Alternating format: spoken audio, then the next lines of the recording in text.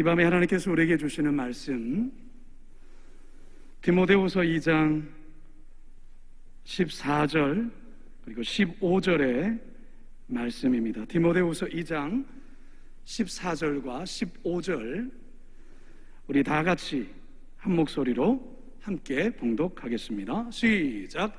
너는 그들로 이 일을 기억하게 하여 말다툼을 하지 말라고 하나님 앞에서 엄히 명하라. 이는 유익이 하나도 없고 도리어 듣는 자들을 망하게 함이라. 너는 진리의 말씀을 옳게 분별하며 부끄러울 것이 없는 일꾼으로 인정된 자로 자신을 하나님 앞에 드리기를 힘쓰라. 아멘. 여러분들 그동안 기도하시고 또 기대하셨던 또 가을 말씀 사경의 첫날, 우리 정성진 목사님을 모시고 이제 첫날 첫 말씀을 듣게 됩니다. 우리 이 시간 우리 목사님 나오실 때에 여러분 큰 박수로 환영해 주시고 맞아 주시기 바라겠습니다.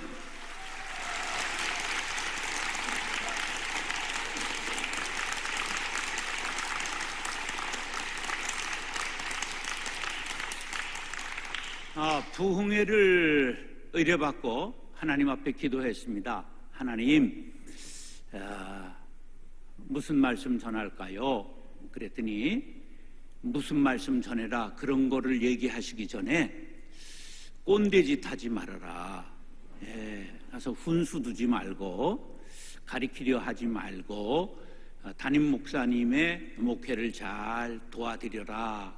그렇게 감동을 주셔서 이제 쭉 역대 설교들을 다 뒤져보면서 부흥회 했던 것, 한 25년 부흥회 제가 많이 했는데 쭉 보면서 교인들에게 유익하고 교회에 유익하고 목사님 목회에 도움이 될 말씀이 뭘까, 그렇게 상고하면서 그리스도인의 정체성, 그런 주제를 잡았습니다. 따라하시죠. 그리스도인의 정체성.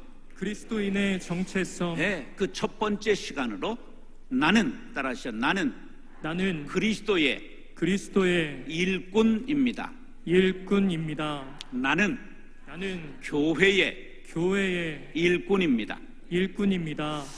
다행히 짐은 좀 가벼워졌고 개인적인 일은 좀 많아졌는데 그렇게 되니까 건강은 조금 더 좋아졌습니다.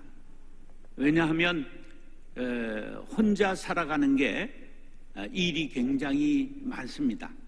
운전 혼자 해야 되고 컴퓨터 못하니까 설교를 해도 제가 뭐 수천 편의 설교를 제가 써놓은 원고가 다 있는데 그래도 요번에 새롭게 해야 되겠다 때문에 이거 전부 써서 PPT로 만들어 달라고 이렇게 핸드폰으로 사진을 찍어서, 제가 컴퓨터를 못합니다 아직도.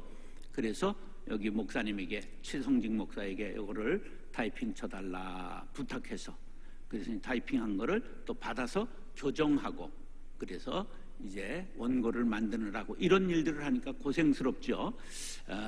그리고 청소하는 일, 우리 아내가 닷새 동안 손주 보다가 금요일 밤이나 토요일 아침에 또 남편이 불쌍하니까 10달 동안 네가 사나 보자, 그리고 안 들어오다가 몸무게가 좀 빠지고 그러니까 혹시 뒤지지 않을까 이렇게 걱정하고 들어와서, 또 들어오면 편한 게 아니라 이게 손주들이 또 따라 들어오는 거야.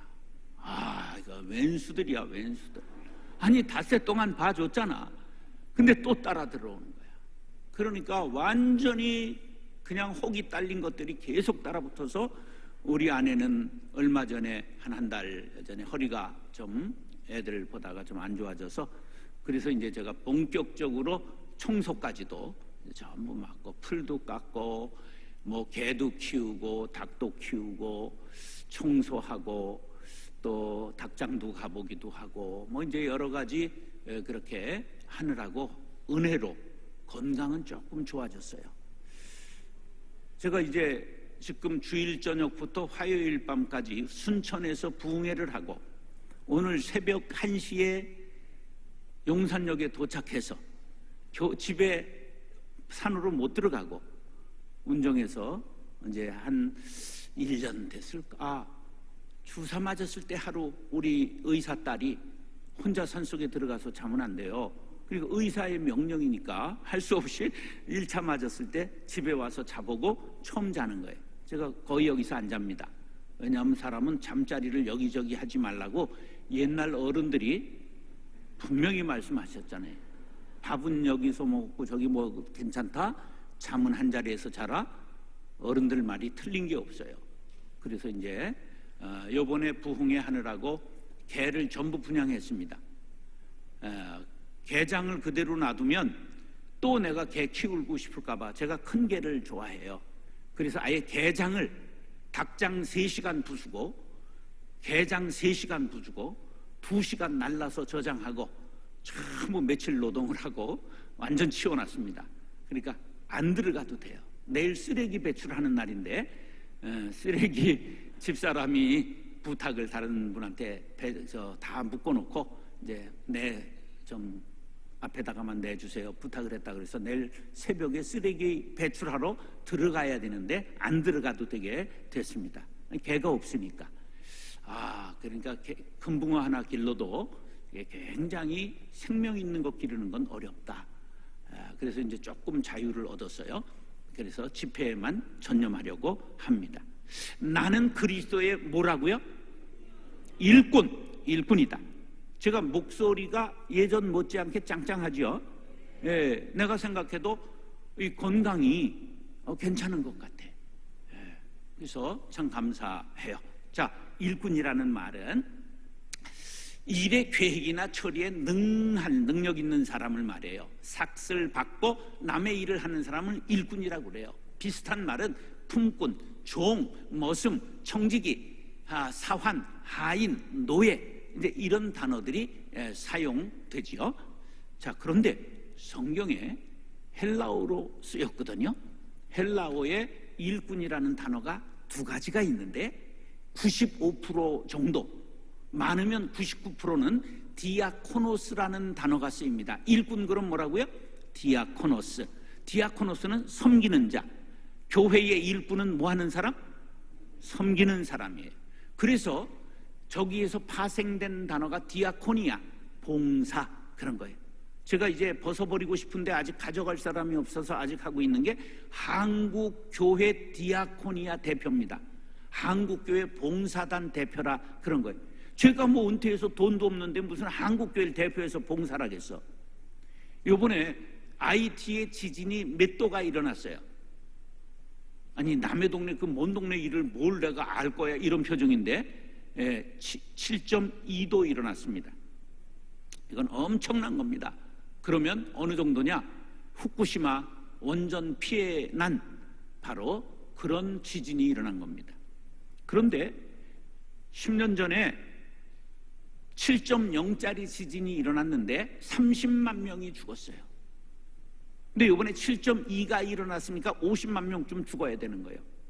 그런데 전번에는 수도에서 일어났는데 이번에는 남부 시골에서 일어났어요. 그래서 2,000명 죽은 거예요. 지난번에는 이재민이 50만 명이 있어서 그들을 실어다가 산에다가 꽉 뿌려버렸어요. 그래서 그 동네를 이름을 멋있게 짓고 가나안이라고 그래. 내가 가봤어. 예. 세계에서 제일 가난한 나라, 얼마 전에 대통령이 피살된 나라, 엄청나게 어려운 낮에 무장도가 나오는 나라. 그래서 요번에도 이제 거기에 우리가 기술학교를 하나 지어놨거든요. 한국교회 봉사단에서 25억을 들여서 운영비도 없고 막 이래요. 그 요번에 이제 지진 난 거 돕자 모금했는데 얼마 들어왔을까? 옛날에 37억 모았어. 근데 요번에 3,700만 원도 안 들어왔어. 지금 교회들이 뭐 다 죽을 맛이니까 남도 올 마음이 없는 거야. 굉장히 어렵습니다. 그런데도 하여간 한국교회 제가 받을 사람이 없어서 억지로 지금 한국교회 봉사단을 하고 있는데 봉사가 그게 뭐라고요? 디아코니아 그런 거예요. 디아코니아. 거기에서 또 파생된 교회 용어가 하나 있는데 팝콘이 아니라 디콘 그런 게 있어요. 디콘이 뭘까? 집사님을 디콘이라고 그러는 거예요. 집이들이 집사 디콘이란 말이에요. 영어로. 그래서 바로 집사는 뭐 하는 직분? 섬기는 직분. 교회의 모든 일꾼들은 뭐 하는 일꾼? 섬기는 일꾼. 할렐루야. 그런데 아주 드물게 1% 정도 쓰이는 휘페레테스라고 하는 단어가 있어요. 휘파람 휘자예요. 휘페레테스. 시작. 휘포 에레테스 이런 말인데, 휘포는 아래에 이런 전치사예요. 아래에서 뭐를 저어요? 노를 젓는 거예요. 배를 저가자 험 이런 노래 있잖아요. 희망의 노래. 그것처럼 배를 젓는데, 배를 위에서 노를 젓는 게 아니라 어디에서 노를 젓는다? 배 밑에서. 어디에서 봤을까? 500원짜리에서 봤잖아. 500원짜리 동전에 거북선 나오잖아. 거북선에 노가 밑에서 적게 돼 있어요. 그리고 영화 어디에서 봤죠? 벤허에서. 이스라엘의 허씨 가문에 벤이라는 애가 있었다, 이런 이야기야. 그런데 거기에서 노예로 잡혀가 가지고 그 로마의 군함에서 배 밑에서 노를 젓는 장면이 나오잖아요. 자, 길게 이걸 얘기를 할 수는 없으니까 이게 바로 무슨 의미가 있느냐? 따라서 공동 운명체. 공동 운명체. 배가 빠지면 살아요, 죽어요? 죽는 거예요. 배가 살면 나도 살아요. 교회의 일꾼은 교회가 살면 나도 살고, 교회가 죽으면 나도 죽어요. 여러분들은 정성진 목사 덕분에 교회가 싸움을 안 했잖아. 근데 우리 교회 오기 전에 교회 싸움을 겪고 온 사람 한번 손들어봐.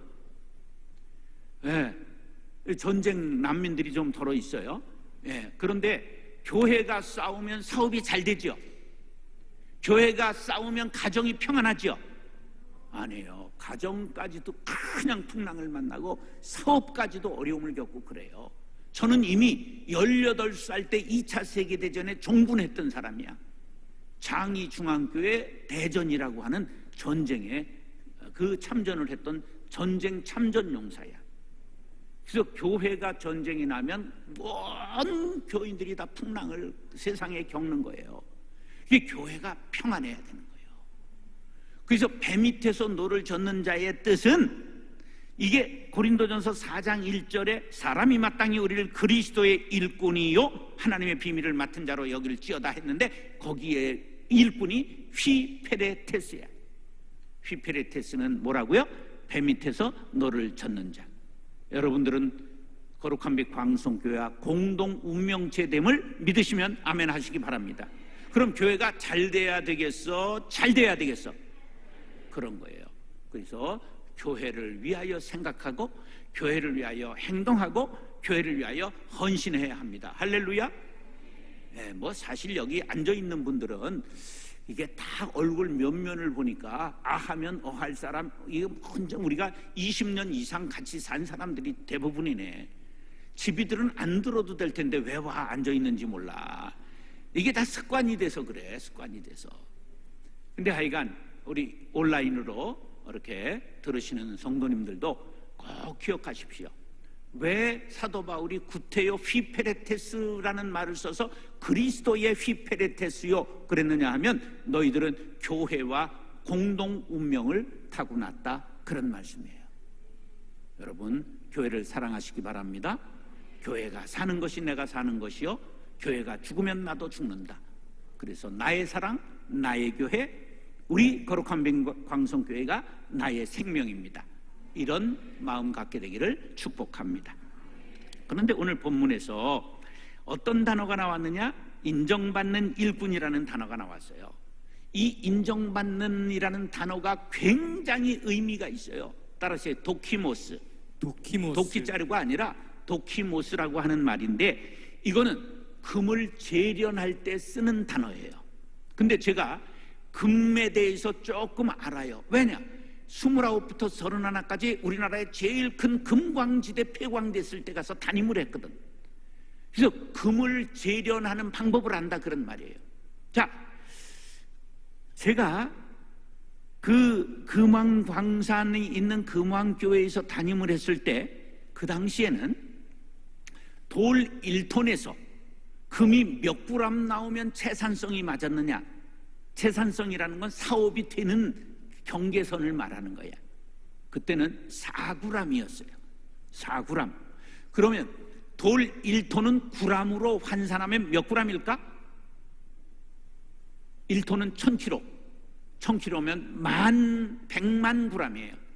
100만 g 중에서 100만 g 돌 중에서 4g의 금이 나오면 사업이 그냥 지하에 가서 드드드드득 하고 전부 돌을 캐내와서 돌방아로 팍 빠가지고 완전히 돌가루를 만들어요. 거기다가 수은을 뿌려요. 그럼 수은이라는 것이 무거운 물질인데 수은이 금을 잡아먹는 성격을 가지고 있어. 그래서 수은이 금가루를 잡아먹고 떨어져. 그러면 그것을 불을 불어가지고 수은을 날려. 그러면 뭐만 남아? 금이 남는 걸 금재련법이에요. 옛날에 금 생산할 때 그렇게 하는 거예요. 그런데 그것이 25만 분의 1인 거예요. 25만 분의 1. 인정받는 일꾼이 몇 분의 1이라고? 인정받는 일꾼 도키모스가 되기를 원하십니까? 온갖 시련, 어떤 시련에도 굴하지 않고 코로나19에도 굴하지 않고 이렇게 모여서 예배하고 사모하는 여러분들이 인정받는 일꾼 도키모스인 줄 믿습니다. 그래서 요새는 생산비가 많이 들어가니까 지금은 10g 이상 나와야 돼. 그래도 10만 분의 1인 거야. 인정받는 일꾼이 되려면 적어도 얼마가 돼야 된다? 10만 분의 1이 돼야 되는 거예요. 어려운 겁니다. 어려운 겁니다. 네. 요셉이 도키모스입니다. 노예로 팔려가고 감옥에 갇히고 온갖 시련을, 불같은 시련을, 연단을 받았으나 그가 끝까지 믿음 지키고 인정받는 일꾼이 되었습니다. 할렐루야. 다니엘이 사자굴에 던져졌으나 믿음 잃지 않고 하루 3번씩 예루살렘을 향해 기도하고 그가 인정받는 일꾼, 믿음의 모델이 되었습니다. 할렐루야. 모세가 광야 40년 그 시련의 세월을 보냈지만 하나님을 만나고 하나님과 동행함으로 그가 민족을 구원하는 구원자가 된 것입니다. 바로 예수님의 모델 인물들입니다. 바울, 고린도후서 11장에 보면 고난의 대백과사전이라 하는 말씀인데 엄청 그가 받은 고난이 나오는데 배가 파손돼서 몇 번이나 바다에서 죽을 뻔했다고요? 성경을 어디로 읽는 거요? 3번이나. 한 번 빠져서 살아남은 사람 손들어봐. 없어요. 바다에 빠지면 뒤지는 거요. 예, 하나님이 살려주신 거죠. 예, 매를 맞는 건 40에 하나 가만 매를 막 3번이나 맞고 40대 때렸는데 죽지 않았다. 그럼 풀어줘야 돼. 그러니까 악랄한 사람들이 39대 때리고 수도파는 거야. 안 죽으니까. 풀어주기 싫어가지고. 이건 뭐 엄청난 시련을 겪은 사람. 돌에 맞아 죽었다 살아나고. 이렇게 금을 재련할 때 쓰는 도키모스와 같이 인정받는 사람 되기를 원하시면 아멘. 어떤 시련이 있어도, 어떤 역경이 있어도 나는 주님을 떠나지 않으리라. 나는 교회를 저버리지 않으리라. 다짐하시는 분은 아멘 하시기 바랍니다. 따라하시죠. 일꾼은 몸으로 말을 합니다. 몸으로 말을 한다. 일꾼이 말로만 일을 하면 그걸 뭐라 그래? 말꾼이라고 말하는 거예요. 일꾼이 일을 잘 못하면 일감이 되는 것을 아세요? 생각해 보세요. 나는 말꾼인가 일꾼인가? 난 일감인가 일꾼인가를 생각해 보세요. 우리가 이제 가령 청소를 한다고 그러면 어린 손주가 나도 도와줄게. 그러면 도움이 돼요? 어지럽혀요? 예, 하겠다고 하는 건 신통방통 꼬부랑통이지만 그 도움이 안 되지요. 일감이 되지요. 저질러 놓지요. 그건 귀엽기나 하지. 근데 다 늙은 것들이 교회에서 개판치면 뭐가 된다? 일감된다. 일감된다. 그러면 방법이 어떠면 되냐? 정성진 목사처럼 바람과 함께 사라지면 되는 거예요. 인생에 남에게 걸리적거리는 사람이 되지 말고 우리가 언제나 깨끗하고 바르게 사는 것이 중요한 것이죠. 얼굴이 제가 제대로 나오네. 사실은 너무 이게 선크림 같은 거 안 바르고 모자도 잘 안 쓰고 막 땀 흘리고 일을 했더니 너무 뭐가 많이 나가지고 이영준 집사한테 가서 총 30방 맞았어요. 8해 전에. 그래가지고 자세히 보면 여기 이렇게 움푹 패이고 이런 데들이 있는데, 아이고 우리 집 사람이 이거 보이면 안 되겠다 그래서 뭘 발라주더라고. 이게 뭐야, 그 선크림 난 그런 것도 귀찮아서 그런 걸 안 하거든. 우린 동동구루 하나면 평생 되는 사람이라. 왜냐면 우리 어머니가 그렇게 사셨거든. 우리 어머니 때는 그냥 동동구루 하나로 끝냈어요. 그래서 우리도 그렇게 살아도 내가 피부가 좋다 그랬는데 너무 그냥 막 시커매지고 뭐가 나고 그래가지고, 야, 요새 총이 세대. 옛날 총은 쏘면 오징어 굽는 냄새가 나. 지지직하고 이게 타가지고 삼겹살 굽는 냄새가 그냥 누워있으면 나는 거야.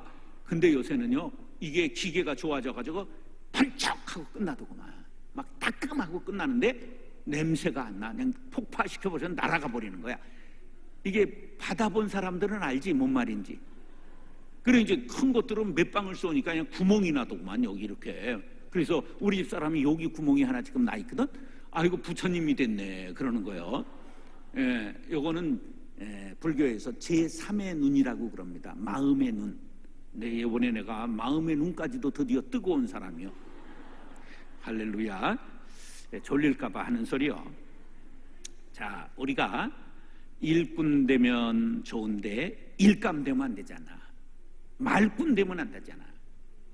그래서 일꾼은 무엇으로 일한다? 몸으로 일한다. 저는 평생을 조둥아리로 일한 걸 회개하면서 요즘 이제 몸으로 때우고 있습니다. 이게 수도야. 노동은 기도요, 기도는 노동인데 기도는 안 되고 노동만 그냥 찾아 보이는 거야. 그래가지고 하여간 몸을 쓰기 시작하면서 우리가 너무 듣는 종교에서 좀 몸을 쓰는 종교가 되면 참 좋겠다. 제가 거룩한 밑광성교에서 못한 일 중에 하나가 뭐냐 하면, 교인들이 청소해야 되는데 청소 회사에서 와서 청소한 거 참 죄송스럽게 생각합니다. 여러분, 교인이 이래 많은데 자기 교회를 자기가 청소해야지. 물론 여러분들이 너무 넓으셔서 직업을 창출하기 위해서, 그래야 또 우리 박대성 장로님 신나게 또 일을 하시고 그러니까, 그러긴 하지만 우리가 몸으로 일하는 것이 하나님의 축복이다. 내가 머리를 쓰는 직업이면 몸을 쓰는 취미를 가져야 되고, 내가 정적으로 책상에서 앉아있는 일을 하는 사람이면 움직이는 취미를 가져야 이게 워라벨, 일과 우리 취미의 완전히 조화를 이루게 되는 거예요. 뭔 말인지 이해는 가죠? 이해가 9월인데 안 가면 어떡할 거예요? 바닥바닥 가야지. 자, 디모데후서 2장 14절 다 같이 한번 읽겠습니다. 시작. 너는 그들로 이 일을 기억하여 하여 말다툼을 하지 말라고 하나님 앞에서 엄히 명하라. 이는 유익이 하나도 없고 도리어 듣는 자들을 망하게 함이라. 말다툼의 해악은 첫째, 유익이 없다. 두 번째, 남을 망하게 한다. 자신도 손해보고 형제도 실족하고 교회도 파괴되고 하나님의 영광을 가리운다. 성도는 무슨 일을 하든지 하나님께 영광, 교회의 유익, 형제에게 덕, 자신에게 기쁨. 이게 옛날에 해본 건데 한번 그거 손에 적고 집에 가서 본 것들 내가 한 번도 못 봤으니까 손을 놓고 자신에게 기쁨, 시작. 자신에게 기쁨, 형제에게 덕, 교회의 유익, 하나님께 영광. 위로부터 하나님께 영광, 교회의 유익, 형제에게 덕, 자신에게 기쁨. 이 덕이라는 단어를 한번 생각해 봐야 돼요. 덕은 두 인변, 두 사람으로 되어 있는, 이게 두 사람이 되어 있는 변이야. 그래서 덕이라는 단어는 together, 함께라고 하는 단어가 들어있는 거예요. 우리는 함께 살아가야 되는 거예요. 우린 사회적 동물이야. 남을 배려할 줄 알아야 되고, 그래서 어떤 일을 하든지 형제에게 덕을 세워야 돼. 할렐루야. 교회의 유익이 되어야 돼. 하나님께 영광이 돼야 돼. 그런 일꾼 되기를 다짐하시면 아멘. 그런데 사람이 살다 보면 싸울 일이 생겨요. 이제 말다툼 조심하세요. 왜? 세상에서 전쟁에 총에 맞아 죽은 사람이 많을까? 말에 맞아 죽은 사람이 많을까? 알긴 여시같이 안 해. 그러니까 말다툼 하지 말라 그런 거예요. 말다툼 하지 말라고 하나님 앞에서 엄히 명하라 그랬어요. 교회에서 말다툼 하지 마세요. 누가 너무 시안짭짤한 얘기를 해도 일리가 있네. 따라서 일리가 있네. 일리가 있네. 이가 있으면 얼마가 없다는 얘기야. 8, 9가 없다는 얘기야. 그러니까 우리가 누구의 말도 다 틀린 건 아니야. 그러니까 인정을 하고 들어가야 다툼이 안 되는데 그걸 말이라고 하냐? 에? 찢어진 아가리라고 그냥 말이면 다 하냐? 이러니까 왼수가 되는 거예요. 그런데 그런 일이 성경에도 있어요. 빌립보서에 빌립보 교회에 그런 일이 있었어요. 내가 유오디아를 권하고 순두부 여사를 권하노니 주 안에서 같은 마음을 품으라. 교회에 쌍용 두 여인이 있었는데 유오디아와 순두개가 싸웠단 말이야. 사도 바울이 걱정이 돼서 편지를 다 할 정도로 등장인물이 되되 일감으로 등장하면 안 되잖아. 일꾼으로 등장할 수 있기를 간절히 바랍니다. 그러기 위해서는 뭐를 하면 안 된다고요? 말다툼 하지 말아라. 권사님 며느리가 말하면 내 말이 옳다 이러는 거야. 예. 그걸 말이라고 하냐? 이러면 왼수되는 거야. 예, 그럼 할렐루야. 우리가 그러고 사는 거야. 나는 딸년들한테 한마디도 못하고 살아. 우리 집사람한테 한번 물어봐. 야, 저것들 생활비 좀 되냐? 애들은 다 갖다 맡기고 그런 것도 안 한다는 것 같아. 와, 내가 여기서 지금 이게 당구로 말하면 3쿠션이라고 말해. 예, 앞에서 직접 못하니까 혹시라도 들을. 응? 근데 그러니까 돈이 없어서가 아니라 그럼 뭘 마음을 표현해야 돼. 그래서 딸년을 뭐라 그러지? 예쁜 도둑년이라 이렇게 얘기를 하는 거야. 자, 잠언 18장 6절에 보면 미련한 자의 입술은 다툼을 일으키고 그의 입은 매를 자청하느니라 그랬어요. 미련하게 입을 놀리면 다툼이 일어나고 자기도 나중에는 매 맞고 만다 그거예요. 잠언 26장 20절에 보면 나무가 다하면 불이 꺼지고 말쟁이가 없어지면 다툼이 쉬느니라. 말꾼 되실래? 일꾼 되실래? 다짐하셨으면 아멘. 네. 시편 31편 20절은 참 멋있는 말씀인데 주께서 그들을 주의 은밀한 곳에 숨기사 사람의 꾀에서 벗어나게 하시고 악한 사람의 꾀에서 벗어나게 해주시고 비밀이 장막에 감추사 말다툼에서 면하게 하시리이다. 옛날의 성경은 멋있었어. 구설의 다툼을 면하게 하시리라. 할렐루야. 그게 우리 조금 한자를 아는 사람들에겐 옛날 말씀이 너무 이게 와닿는데 이걸 다 풀어놔가지고 요새 아이들한테는 와닿는지 모르지만 우리에게는 이게 조금 맛이 없어졌어. 구설의 다툼, 누구의 입에 올라서 거기에서 회자되는 일 없이 언제나 칭찬과 영광을 주님 앞에 받고 돌릴 수 있게 되기를 축복합니다. 디모데후서 2장 16절 19절에 보면 망령되고 허탄한 말을 버리라. 그들은 경건하지 아니함에 점점 나아가나니 그들의 말은 악성 종양이 퍼져난 것 같으니 악성 종양이 뭘까? 암이야. 암이 쫙쫙 퍼져나가는 것 같다는 거예요. 헛된 말, 망령된 말. 그 중에 후메네오와 빌레도가 있느니라. 후메네오와 빌레도가 암적 존재였다 그런 말이에요.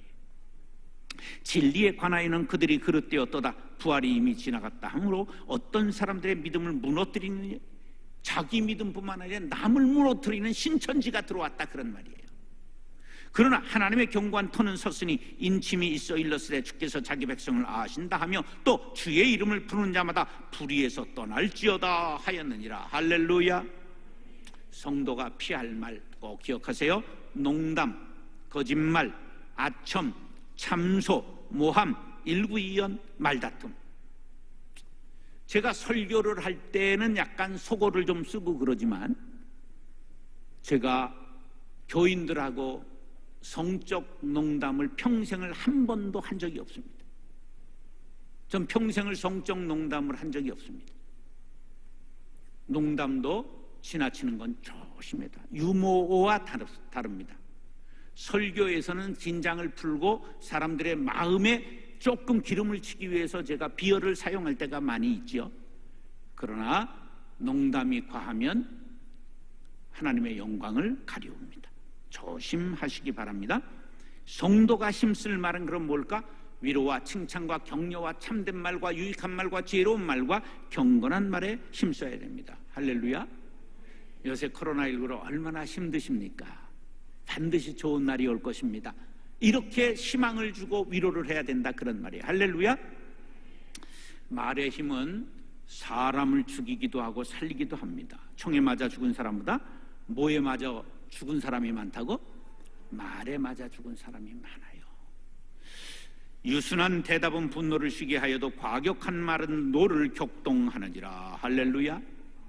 여러분들 이사야 50장 4절의 말씀과 같이 학자의 혀를 갖게 되기를 간절히 바랍니다. 그래서 나의 귀를 깨우치사 학자들 같이 알아듣게 하시도다. 이게 무슨 말씀이냐 하면 학자의 혀를 갖기 위해서는 뭐를 먼저 가져야 된다? 학자의 귀를 가져야 돼. 하나님의 말씀을 알아듣고 깨달아야 남에게 학자의 혀로 말해줄 수 있는 사람이 되는 거예요. 할렐루야. 여러분 하나님의 말씀을 잘 듣고 남에게 좋은 말을 해줄 수 있는 사람들 되기를 축복합니다.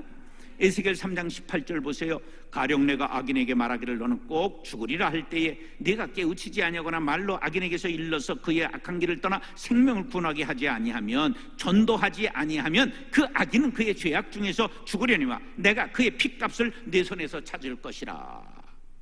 여러분 때를 얻든지 못 얻든지 복음을 전하여 가족을 구원하고 이웃을 구원하고 일가 친척을 구원하고 이 땅을 복음의 나라로 만들어갈 수 있는 복음의 전사들이 될 수 있기를 예수님의 이름으로 축원합니다. 두 번째, 따라서 일꾼은 올바르게 전해야 합니다. 일꾼은 올바르게 전해야 합니다. 디모데후서 2장 15절 시작. 너는 진리의 말씀을 옳게 분별하며. 옳게 분별하라는 말이 오르도토메오라는 말이에요. 오르도토메오 시작. 오르도토메오. 올바르게 쪼갠다는 뜻이에요. 그래서 옛날 혹시 목사님들이 설교 잘하는 분을 교인들이 우리 목사님 말씀을 잘 쪼개 그런 얘기들을 혹시 들은 적 있죠? 그게 바로 여기서 나온 말이에요. 옳게 분별한다. 오르도토메오 말씀을 잘 쪼개는 걸 말하는 거예요. 올바르게 쪼개는 것. 그런데 칼빈이 이것을 재밌게 해석했어요. 뭐라고 해석했냐? 음식을 자녀들에게 똑같이 나누어 주는 아버지. 빈대떡을 나눌 때 어떻게 해야 돼? 똑같이 이렇게 나눠야 되지. 피자 똑바로 8등분을 해야 되잖아.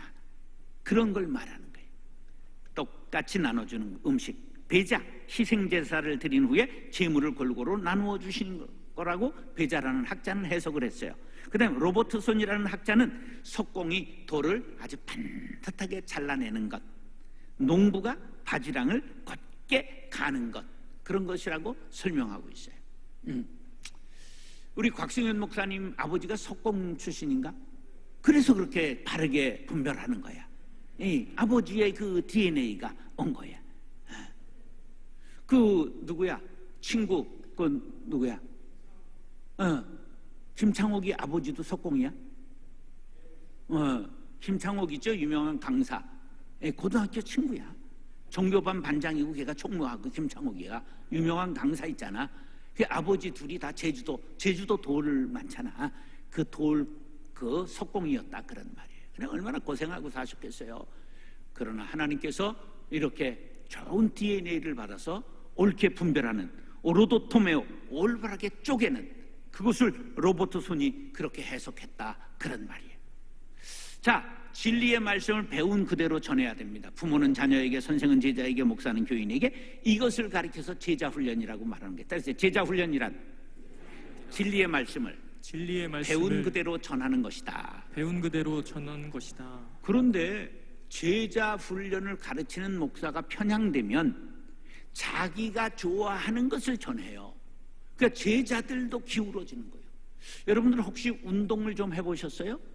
제가 무술을 조금 젊은 날 했는데 사범이 돌려차기를 잘하면 제자들이 돌려차기를 잘해요. 사범이 옆차기를 잘하면 제자가 옆차기를 잘해요. 예. 제가 이제 무술을 좀 했기 때문에 그거를 알았죠. 아, 내가 유단자가 서울에서 처음으로 됐어요. 우리 무술에서. 그래가지고 폼 잡고 막 후배들 거느리고 막 골목을 쓸고 다니니까 우리 사범이 이름이 완전 중국 영화야. 용호파 이런 거야. 와, 용호파가 대련 한번 하자 그러더라고. 아, 했다 폼 잡고 달려드니까 딱 기다렸다가 팍 차는데 맞아가지고 날라서 벽에 가서 팍 부닥쳐가지고 일주일을 알았잖아. 와, 그 이제 군기를 잡는 거야. 근데 용호파가 그렇게 옆차기가 센 이유가 뭐냐 하면 납을 한 관씩을 다리에 묶고 있어. 운동할 때 납을 3.75g 납을 다리 하나에 이렇게 묶고 있단 말이에요. 그랬다가 풀면 날르는 거예요.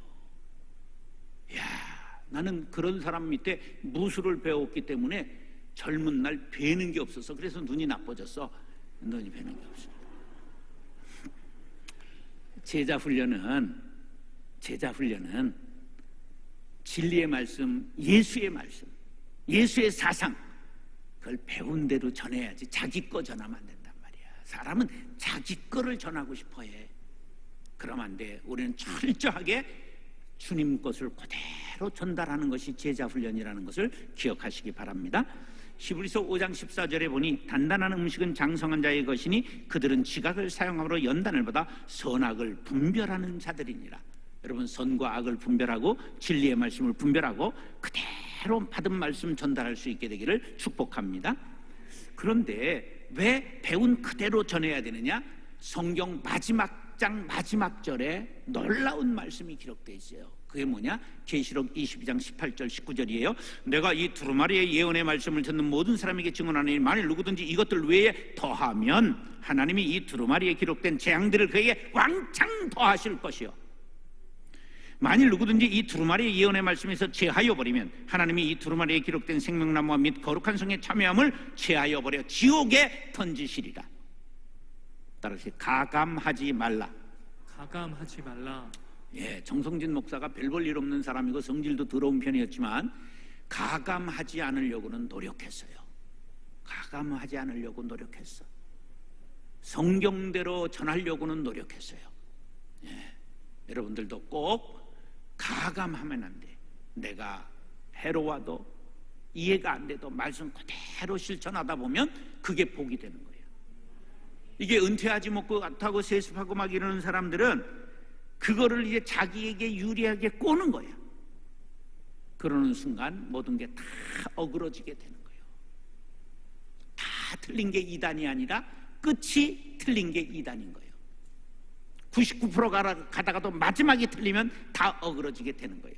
그래서 성경 마지막에 가감하지 말라 이렇게 말씀하고 있는 거예요. 제자훈련은 따라서 들은 대로, 본 대로, 배운 대로, 변질되거나 왜곡되거나 축소되거나 약화되지 않도록 배운 그대로 전하는 것입니다. 우리 모두가 복음을 올바르게 자녀에게 가르치는 부모, 제자에게 가르치는 선생, 성도에게 가르치는 목사, 이웃에게 전하는 성도들이 될 수 있기를 축복합니다. 자, 함부로 걷거나 그러면 인생 안 되는 거예요. 올바른 길을 걸어야 돼요. 여기에 김구 선생님이 애송했던 서산대사의 시를 제가 가져왔어요. 밥중야 중거 눈밭을 걸어 가더라도 불수호란 행위라 함부로 걷지 말라. 금일아 행적 오늘 나의 발자국이 수작후 인정 마침내 뒷사람의 길잡이가 되리니. 어린아이들이 눈밭 하얗게 쌓이면 그냥 개들 뛰듯 뛰잖아. 함부로 뛰잖아. 그런데 이런 눈밭을 걸어가더라도 함부로 뛰지 말아라. 하물며 우리에게 길을 제시한 주님의 말씀이 있는데 함부로 행하지 말아라. 말씀대로 행하라. 사랑해라. 그러면 사랑하지 못하는 나와 사랑해야 될 내가 있을 뿐이에요. 분명히 사랑해라 했으니, 원수도 사랑하라 했으니 사랑하겠습니다. 눈물을 흘려가면서도 왼수도 사랑해야 되는 것이 그리스도인들의 제자됨입니다. 할렐루야. 따라서 일꾼은 부끄러울 것이 없어야 합니다. 부끄러울 것이 없어야 합니다. 청문회 제도를 없앨 수도 없고, 청문회 제도만 했다 하면 얼마나 부끄러운 일들이 벌어지는지. 그래서 세상은 좋은 사람 뽑는 제도가 아니라 덜 나쁜 놈 뽑는 제도인 거예요. 이게 얼마나 부끄럽습니까? 대통령을 훌륭한 사람 뽑는 것이 아니라 덜 나쁜 놈 뽑는 제도가 되었으니, 이 청문회를 보세요. 우리는 차라리 알거지되는 것이 깨끗한 세상이 되었어요. 우리 모든 그리스도인든 그리스도의 일꾼들은 부끄러울 것이 없이 살아야 합니다. 하나님의 일꾼, 그리스도의 일꾼, 교회의 일꾼은 위로는 하나님, 옆으로는 동료, 친구, 이웃, 그리고 아래로는 후배와 자녀, 안으로는 양심에 부끄러울 것이 없어야 합니다. 서시 윤동주, 죽는 날까지 하늘을 우러러 한 점 부끄러움이 없기를 잎새에 이는 바람에도 나는 괴로워했다. 별을 노래하는 마음으로 모든 죽어가는 것을 사랑해야지. 그리고 나한테 주어진 길을 걸어가야겠다. 오늘 밤에도 별이 바람에 스치운다. 일부러 제가 저기에다가 몇 년에 태어나 몇 년에 죽었는가를 기록했어요. 24살에 쓴 시야. 24살에 쓴 시라고. 얼마나 예민한 양심을 가졌는지. 죽는 날까지 하늘을 우러러 한 점 부끄러움이 없기를 잎새에 이는 아주 산들바람에도 괴로워했다는 거예요. 예민한 양심을 뜻하는 거예요. 나는 별을 노래하는 마음, 이상적인 마음으로 모든 죽어가는 것을 사랑해야지. 예수의 정신으로 사랑해야 되지. 그리고 나한테 주어진 길을, 부끄러울 것이 없는 길을 걸어가야 됐다. 오늘 밤에도 별이 바람에 스치운다. 작은 일에도 부끄러움이 없도록 우리 모두가 깨끗한 삶을 살리라 다짐하는 일꾼들이 될 수 있기를 간절히 바랍니다. 그럼 어떻게 하면 부끄러울 것이 없는 일꾼이 될까? 사람이 보든지 아니 보든지. 이게 뭐냐면 하늘을 우러러 이런 거예요. 사람을 보는 게 아니야. 하늘을 우러러 무슨 일이든지 잎새에 있는 바람 같은 일에도 아무에게든지 모든 죽어가는 것을 사랑해야지. 하나님 앞에 하듯 해라.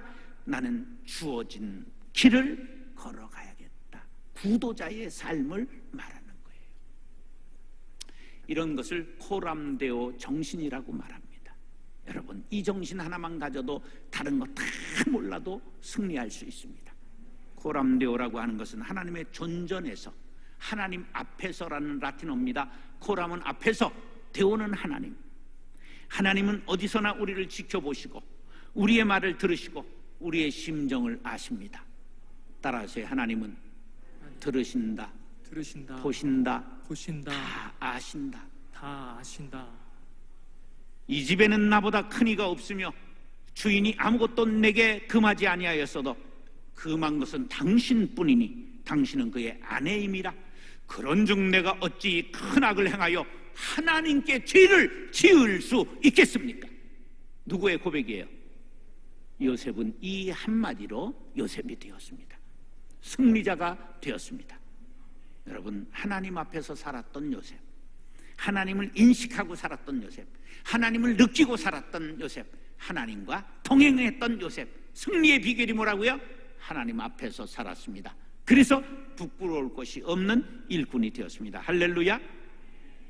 고린도후서 6장 3절로 4절에 보면 우리가 이 직분이 비방을 받지 않게 하려고 우리의 목사 직분, 장로 직분, 권사 직분, 안수집사 직분, 집사 직분이 비방을 받지 않게 하려고 무엇에든지 아무에게도 거리끼지 않게 하고 오직 모든 일에 하나님의 일꾼으로 자천하여, 자천이 뭔지 알죠? 자기 소개서를 자천이라고 해요. 자기가 자기를 추천한다, 천거한다, 자기 소개서를 내놓는다. 하나님의 일꾼으로 자기 소개서를 쓸 수 있는 사람이 돼야 되는 거예요. 나를 사가십시오, 나를 믿어주십시오. 많이 견디는 것과 환난과 궁핍과 고난과 우리 모두가 목사로서, 장로로서, 권사로서, 안수집사로서, 집사로서, 전도사로서 우리 직분이 비방받지 않게 하려면 하나님의 일꾼이 되어야 되고 스스로 자기를 자천할 수 있도록 하나님의 거룩한 일꾼이 되어야 할 줄로 믿습니다. 나는 코람데오의 정신으로 살아가겠습니다. 다짐하시면 아멘 하시기 바랍니다. 그렇게 될지어다. 할렐루야. 따라하시오. 일꾼은 헌신해야 합니다. 헌신해야 합니다. 디모데후서 2장 15절 하반절 시작. 자신을 하나님 앞에 드리기를 힘쓰라. 자, 뭐 하기를 힘쓰라? 드리기를 힘쓰라. 따라하시오. 드려야 합니다. 교회에서는 받는 사람이 있으면 안 돼요. 교회에서는 받는 사람이 있으면 안 돼요. 그래서 우리 교회 보너스를 없앤 거예요. 목사가 최소한 입에 풀칠하면 되지 교회 목사에서 부를 일구었다. 나쁜 놈이요.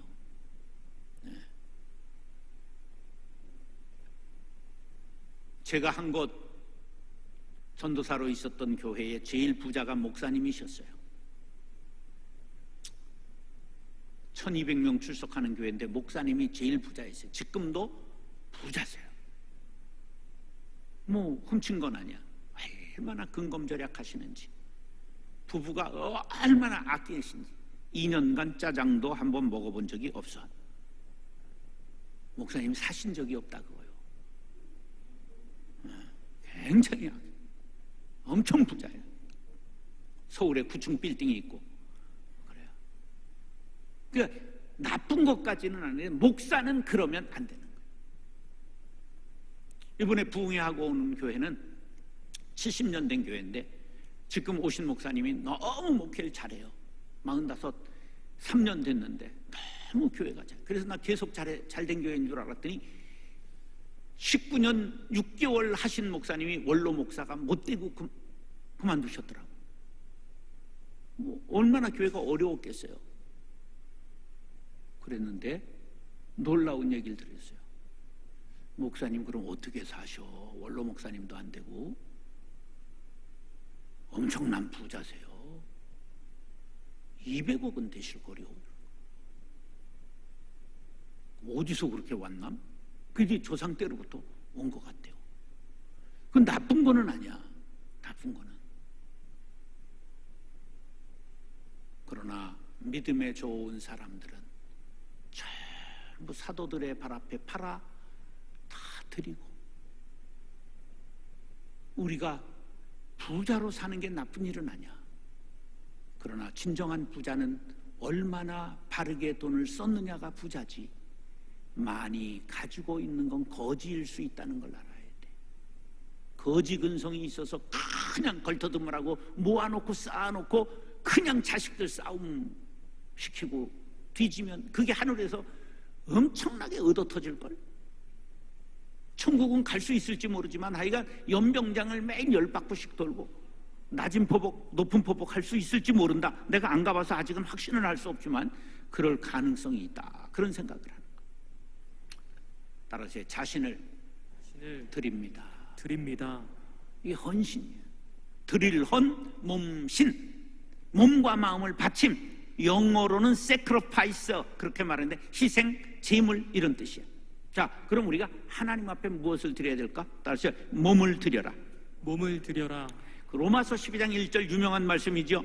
그러므로 형제들아 내가 하나님의 모든 자비하심으로 너희를 권하노니 너희 몸을 하나님이 기뻐하시는 거룩한 산 제물로 드리라. 이는 너희가 드릴 영적 예배니라. 영적 예배가 뭐야?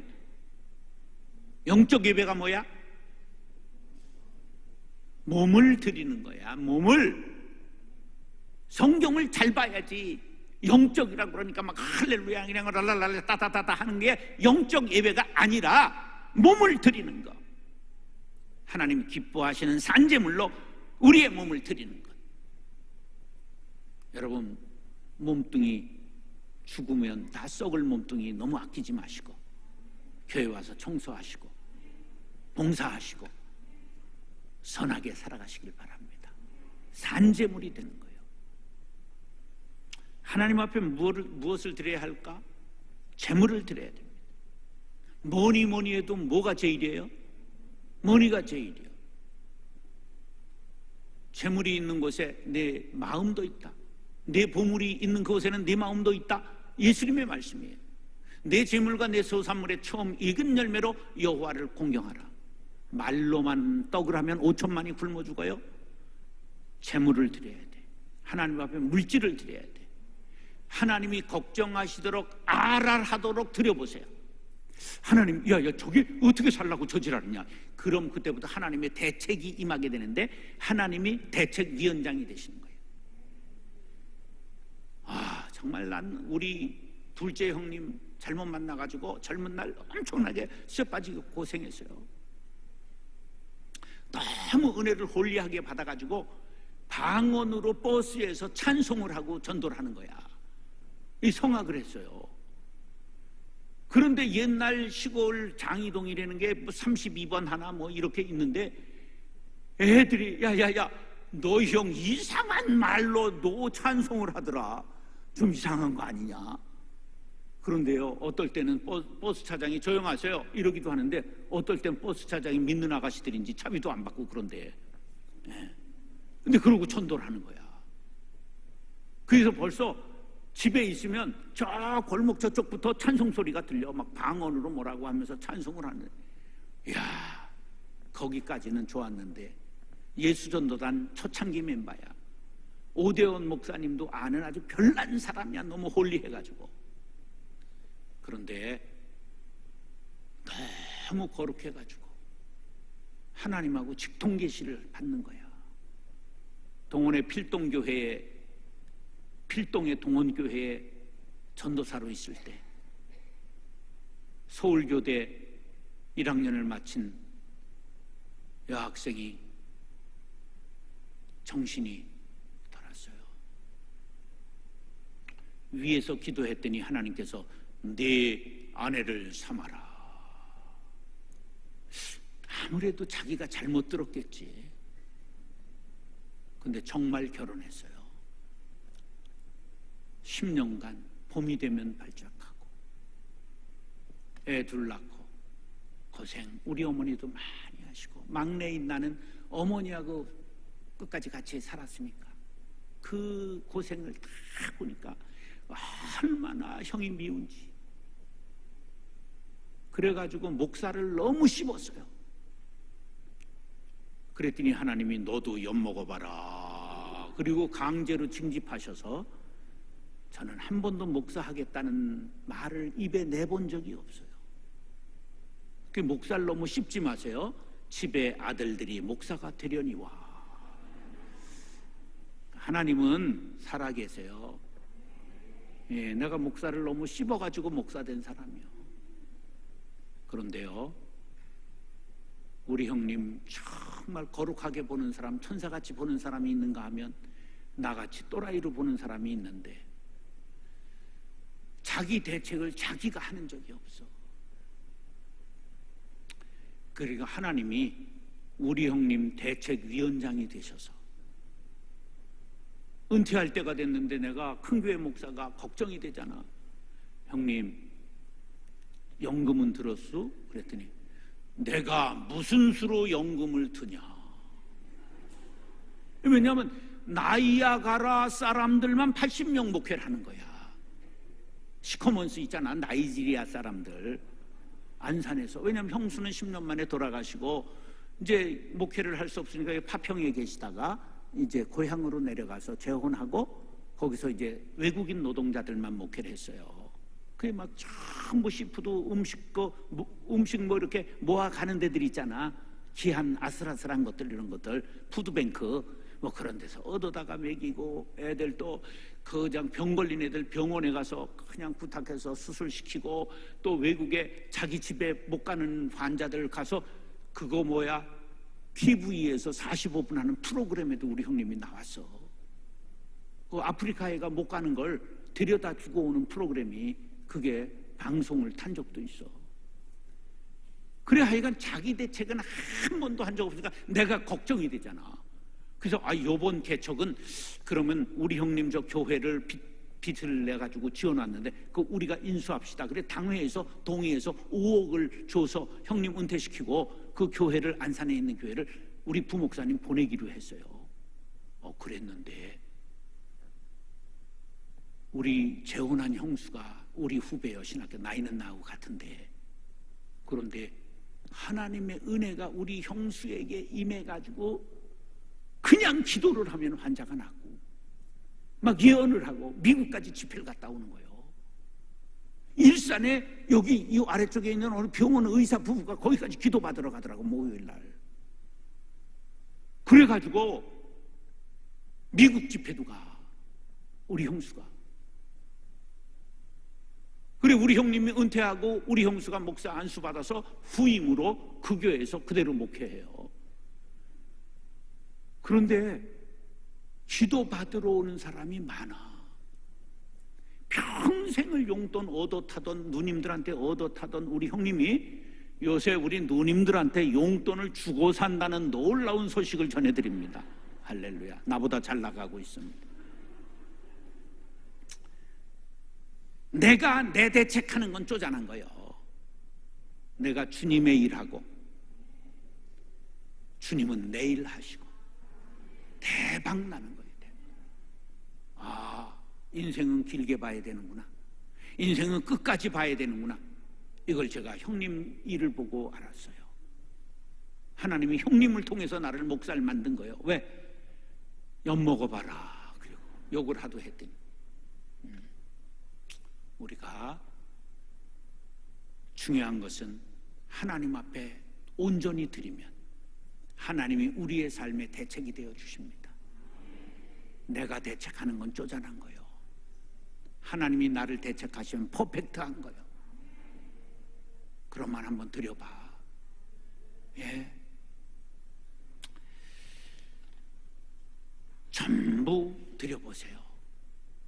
예수께서 이르시되 내가 진실로 너에게 이르노니 나와 복음을 위하여 집이나 형제나 자매나 어머니나 아버지나 자식이나 전토를 벌인 자는 현세에 있어 집과 형제와 자매와 어머니와 자식과 전토를 100배나 받되 박해를 겸하여 받고 내세의 영생을 받지 못할 자가 없느니라. 이 땅에서도 잘 될 뿐만 아니라 저 땅에서 영원히 빛나게 될 줄로 믿습니다. 그 말이야. 제가 이제 목회할 때는 여러분들에게 얘기를 안 해서 잘 모르는데 제가 안중 하나 하겠어요. 우리 교회 이 땅 사고 지을 때 건축 헌금을 하는데 제가 밤 11시 넘어서 집에 꼭 들어갔습니다. 이거 짓고 이사 올 때까지 저쪽에 있을 때는 제가 반드시 11시에 세콤하고 들어가고 아침에 3시 50분에 일어나서 4시 반 이전에 제가 나와서 세콤 풀고 교회 관리를 제가 했어요. 2,500명 출석할 때까지. 화장실 청소 부목사들이 했어요.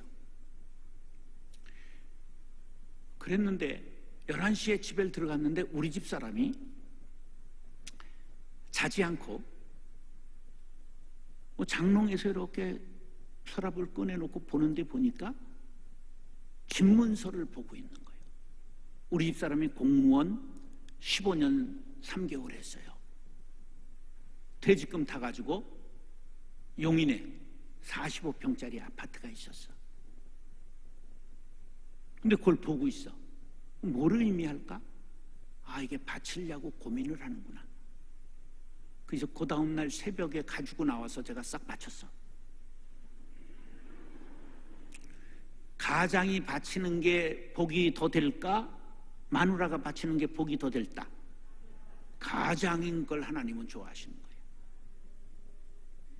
그래서 이건 집사람이 벌어서 한 거지만 얼른 갖다 내가 바쳤다 그런 말이에요.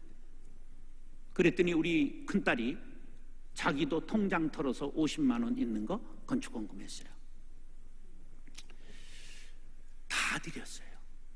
난 더 드리고 싶은데 드릴 게도 없어서 시신기증했어요.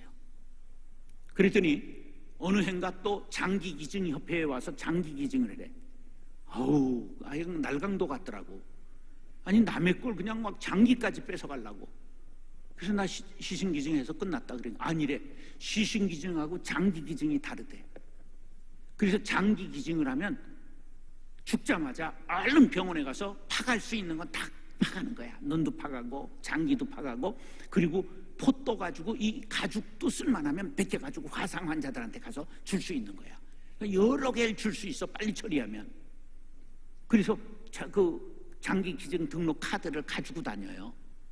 어디서 죽으면 그거 있으면 대학병원으로 팍 하는 거예요. 다 드렸어요. 아낌없이 드렸어요. 개척교회 목사가 빚을 그냥 져가면서 이렇게 교회 크게 짓고 학교 짓고 복지재단하고 모든 걸 하는 거 얼마나 어려움이 많았겠어요. 우리 두 딸 과외를 하나도 못했습니다. 그래서 공부를 못해가지고 저쪽에 일산공단에서 공순위를 하고 있어요. 그러면 말이 안 되잖아. 과외를 안 했는데 하나님의 은혜로 과외를 안 해도 되는 기숙사 학교를 둘 다 갔어요. 2년 터울인데. 아시죠? 안산 동산고등학교로 좀 거한 학교가 있죠. 우리 큰딸은 거창고등학교 가기로 해서 준비를 얘가 공부를 했는데 그 해 해필이면 경남 사람이 아니면 안 된다 막아버렸어요. 그래 울고불고 하는 거예요. 거창고등학교를 가기로 했는데. 그래서 내가 안산 동산고등학교를 데려갔어요. 야, 여기도 학교 좋다더라. 그래서 들어갔는데 둘째도 따라서 들어갔어요. 과외 하나도 안 하고 기숙사 생활을 하니까. 그래서 큰애도 잘하고 둘째도 잘해서 대학을 좋은 데 나오고 의사가 되고 삼성의 공채로 들어가고 또 사위를 의사를 얻고 또 사위를 삼성에서 만나고, 그래서 자녀들 교육에 전혀 어려움이 없이 목회를 할 수 있었습니다.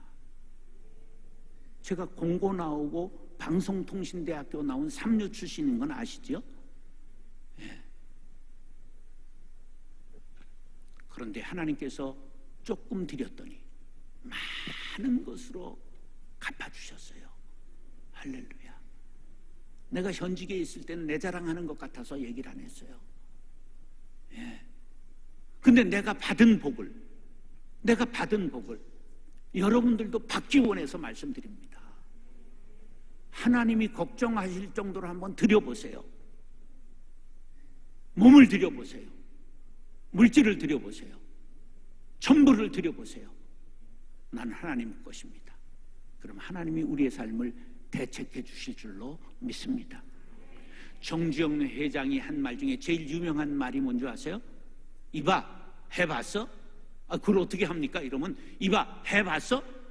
이 정신이 현대를 만든 거예요. 예수님이 우리들에게 이렇게 말합니다. 이봐, 드려봤어? 드리면 믿음이 커집니다. 드리면 마음이 넓어집니다. 드리면 인격이 자랍니다. 리빙스턴이 아프리카 초기의 선교사가 와서 자기 교회에서 간증을 했어요. 그래서 이제 헌금 시간이 됐는데 옛날 헌금 주머니가 잠자리채 긴 나무로 해가지고 이렇게 주머니가 커요.